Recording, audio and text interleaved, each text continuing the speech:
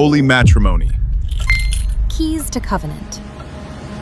Welcome to Holy Matrimony, Keys to Covenant, where we explore God's original design for marriage, a sacred union that reflects the very image of Father, Son, and Holy Spirit.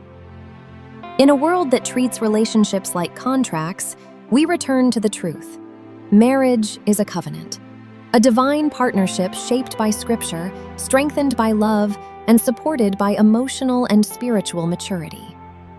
Whether you're preparing for marriage, strengthening your marriage, or healing from past relationships, this series will help you build a Christ-centered foundation that lasts.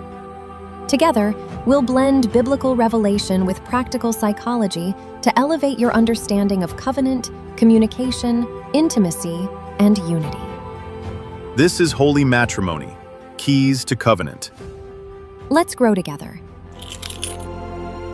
Today we're unlocking one of the most foundational truths about marriage, a truth God established before sin, before brokenness, before culture ever had a chance to redefine relationships. Genesis 2:24 says, "A man shall leave his father and mother and cleave to his wife, and the two shall become one flesh."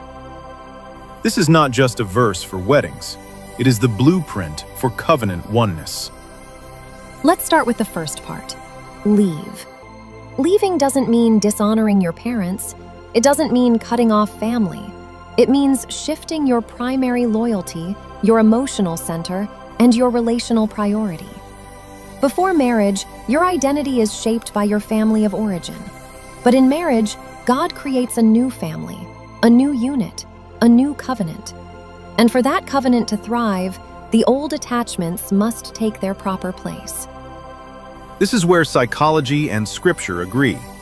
Healthy adulthood requires individuation, the ability to stand as your own person, make your own decisions, and form your own household. Many marriages struggle not because the couple is incompatible, but because one or both partners never emotionally left home. They're married, but still seeking approval from parents. They're married, but still prioritizing family opinions over their spouse. They're married, but still carrying childhood patterns into adult covenant. Leaving is not abandonment. Leaving is maturity. Then God says, cleave. Cleave means to cling, to hold fast, to be glued together. It is covenant language, permanent, intentional, unbreakable. Cleave means, I choose you above all others. I stand with you even when it's uncomfortable. I build with you even when it's difficult. I protect our unity even when others don't understand. Cleave is not passive. It is a daily decision to prioritize your spouse above every other human relationship. And then God says, "The two shall become one flesh." This is more than physical intimacy. It is spiritual unity, emotional unity, purpose unity, identity unity. One flesh means we move as a team. We make decisions together. We protect each other's hearts. We build a shared life, not two separate lives under one roof. One flesh is not losing yourself. It is giving yourself. It is merging your strengths, your calling, your purpose, and your future. Here's the psychological truth. Humans bond through vulnerability, shared experiences, and emotional safety. When a couple leaves, cleaves, and becomes one, they create the conditions for deep connection.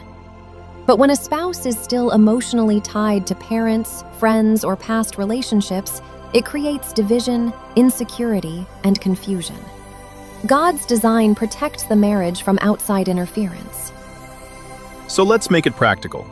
If you're married, ask yourself, have I truly left my parents emotionally? Does my spouse feel like my first priority? Do I allow outside voices to influence my marriage more than my spouse's voice? Am I building unity, or am I maintaining old loyalties? If you're preparing for marriage, ask, am I ready to shift my identity from my family to our family? Am I willing to build new boundaries? Am I prepared to put my spouse above every other relationship? Leaving creates space. Cleaving creates connection. Becoming one creates covenant. This is why God established this order. You cannot cleave if you haven't left. You cannot become one if you haven't cleaved. Oneness is the fruit of proper alignment. And here's the beauty. When you honor God's design, you experience God's blessing. Peace increases. Unity strengthens. Communication deepens. Intimacy grows. And the marriage becomes a safe place, not a battlefield. Because covenant oneness is not just God's command, it is God's gift. A gift that transforms two individuals into one powerful, unified expression of His image on earth. Thank you for joining us today. Remember, marriage is not built on feelings, convenience, or culture.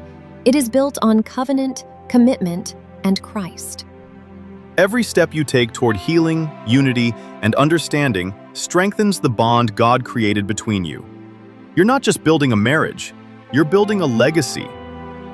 If this episode blessed you, share it with someone who needs encouragement, and stay connected as we continue unlocking the keys to covenant. Until next time, keep Christ at the center, keep love at the forefront, and keep choosing each other daily. This is Holy Matrimony. Keys to Covenant. We'll see you in the next episode.